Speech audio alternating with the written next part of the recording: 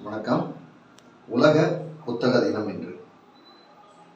உலக புத்தக தினத்தின் இன்று எதையாவது ஒரு விஷயத்த சொல்லணும் அப்படின்னு நினச்சோம்னா, எழுத்தாளர், முற்போக்கு எழுத்தாளர் பொன்னியின் அவர்களுடைய கரிசல் என்ற புத்தகம் தான். நான் +2 படிக்கும் போதே இந்த புத்தகத்தை படித்திருக்கிறேன். இந்த புத்தகம் மனிதனுடைய முற்போக்கு சிந்தனையை தூண்டக்கூடிய வகையிலும், கரிசல் காட்டும் மண்ணின் வாழ்க்கை முறை பற்றியும் எழுதப்பட்ட இந்த புத்தகம் நியூ செஞ்சுரி புக் ஹவுஸில் கிடைக்கும். 400 ரூபாய் விலை. இந்த புத்தகத்தை நீங்களும் வாங்கி படிங்க. ரொம்ப அருமையான புத்தகம்.